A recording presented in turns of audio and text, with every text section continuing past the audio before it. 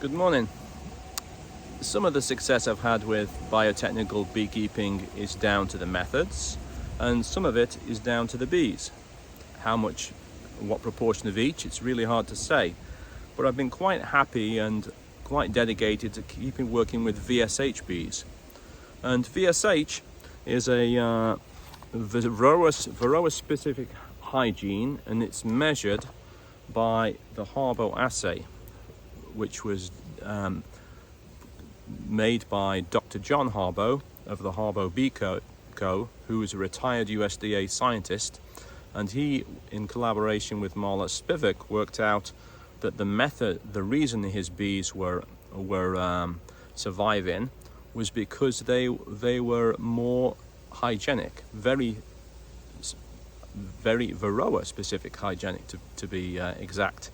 And he measured that by testing whether the mites reproduce and uncapping 100 to 200 cells and using those and inseminating those with the semen of bees that also had the same abilities. And he was selling VSH breeder queens. But he is aging and has got other things to do with his time.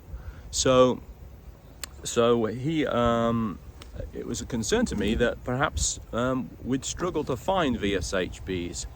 But my friend in Milwaukee, Trevor Bawden of Lloyd Street Bees, is also inseminating and bees and using the same methods, and also producing virgin queens and selling those. And he had a recent write-up in the American Bee Journal of May describing the method.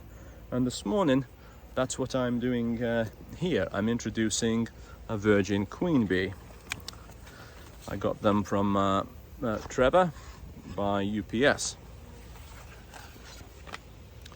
She's here, and you might see her wandering around in there. She's got a pink dot on her.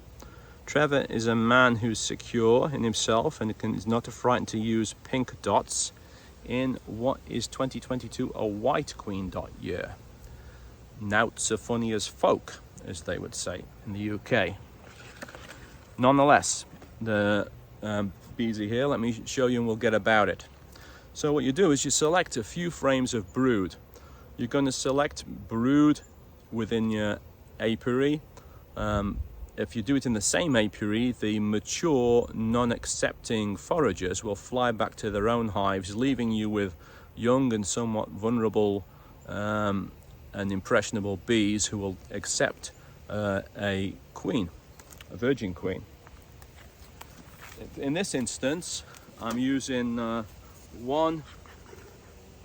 equivalent of one seal frame of brood in this colony, 4 drawn frames with brood and honey on them, and 1 undrawn frame. The 1 undrawn frame is there because you don't want it to get bogged down in nectar, and it'll give them space to move the nectar around when the queen hopefully starts laying. So what we do is take a quick look at the frames. A shake off. It's important to look all over the frame. Here you can see about a third of a patch of a third of a frame's worth of mature brood and no queen cells.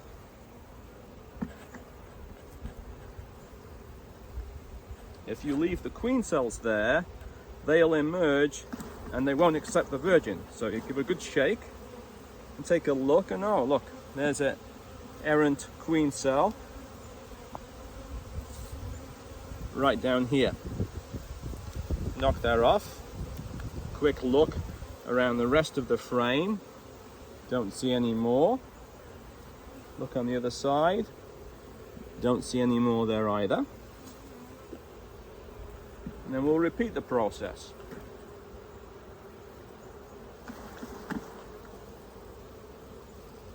Some open brood and another queen cell on that corner. Knock that one off. These bees are emerging. They don't know who their mummy is, where their mummy is. They don't even know what a mummy is. Put that back in. And then one one pretty decent frame of honey. Put that back in here too. So what we've got in here now is young, hopelessly queenless bees. Bees that have no chance of raising a queen at the moment. Now maybe, perhaps amongst this other larva, there might be another young larva in there, and they might choose to work on that and make that. So, to start with, what we do is we're going to we'll take it in this JZBZ cup, or it looks like a JZBZ, and we'll put it in the colony and squish it between the frames, making sure that it doesn't get honey dripping all over it. There we go. I'm squeezing a little space apart. I'll get her in there. There she is. She's in there now. And then I'm going to cover this back up. And that is the queen cage has got a plug on it that keeps it that keeps the bees from actually releasing the queen. And in 5 days I'm going to come back and open the colony, inspect the frames again, remove any additional queen cells, and then take the cap off and let the bees access the queen. The queen then should go out and mate. She should come back, and I'll leave her alone after that for 2 weeks, and then check in 2 weeks and see what's happening. But this is a good method for northern beekeepers to have young queens going into winter in nucleus colonies. This colony coming back queen right will get a second layer, and I'll plan to overwinter like that.